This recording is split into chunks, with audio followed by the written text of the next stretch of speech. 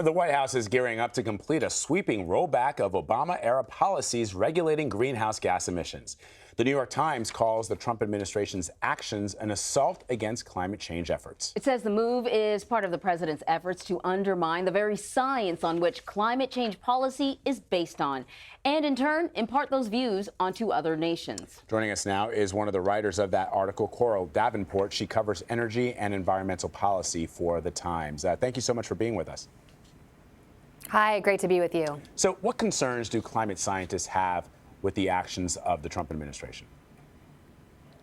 So up until this point in the Trump administration, President Trump has been very clear that it has been his agenda to roll back climate change policies. He has moved at the EPA to undo greenhouse gas regulations put in place by President Obama. He has put in place efforts to withdraw the U.S. from the Paris Climate Accord. President Trump himself often mocks the science of climate change in his speeches and on Twitter. Until now, this administration, though, despite all of these policy actions and this rhetoric, has never sought to actually change or alter or conceal climate data. And now, for the very first time, we are starting to see some discussions and efforts within the administration to do that, to really conceal or change the way in which sort of the government's core climate data is presented to the public. So then what is the explanation that's coming from the White House to explain this action?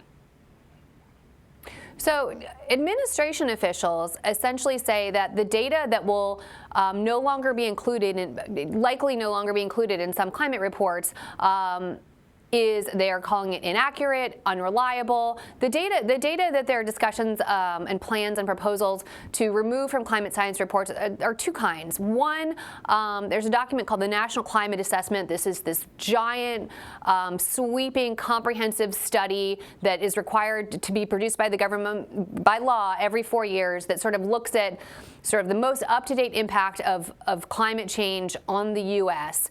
The proposal right now that's under discussion is the next time that study comes out to eliminate the so-called worst-case scenario, that sort of what the impact of climate change would be on the U.S. if we saw a business-as-usual pollution of greenhouse gas emissions, essentially showing a more optimistic, less alarming picture, which scientists say would be a far less accurate picture. Right now they're saying sort of with the amount of emissions going into the atmosphere, with the rollback of regulations, we're heading towards this very high warming scenario, and the proposal is to just eliminate that from the picture. Another proposal at one particular scientific agency, the U.S. Geological Survey, which is part of the Interior Department, it's a major science agency within the government, is to stop using climate projections after the year 2040, essentially to project the impact of warming only for 20 years, not through the end of the century as is typically done.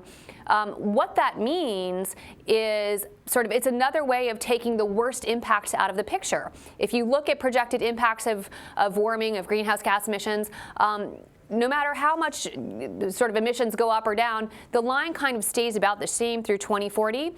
After 2040 is when you start to see this sort of big change in outcomes. If we keep polluting a lot, we'll have severe warming. If we regulate and control emissions, we won't have such severe warming. If you sort of don't show the outcomes after 2040, you don't see, the reports won't show the results. And so it's basically sort of taking these outcomes out of the reports that are designed to be seen by the public and sort of shown to the rest of the world. And the reports would then sort of make it look like, well, climate change won't be so bad.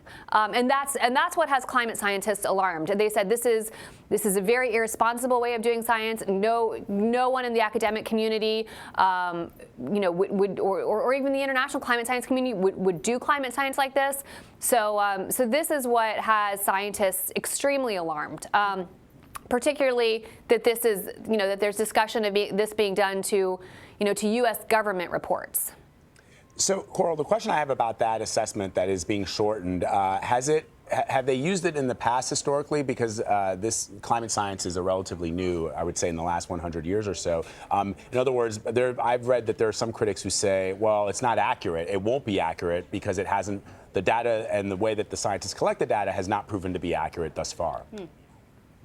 So the models that are used, so typically the U.S. government, which has been doing climate science for about 2 to 4 decades, typically these show the outcomes of increasing greenhouse gas emissions out through the end of the century. That's sort of the typical range. And in fact, one of the climate assessments, the National Climate Assessment, that big document I talked about, by law, the law that mandates that climate report also mandates that it show up to 100 years out the impacts of climate science. And the models that are used in that report have, in fact, they're conservative models.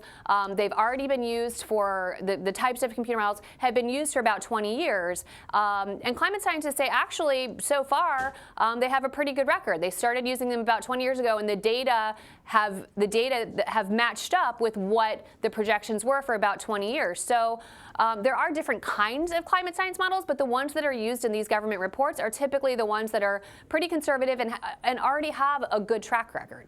They're not new. Really fascinating. Yeah, Coral Davenport, thank you so much. Thank you, Coral.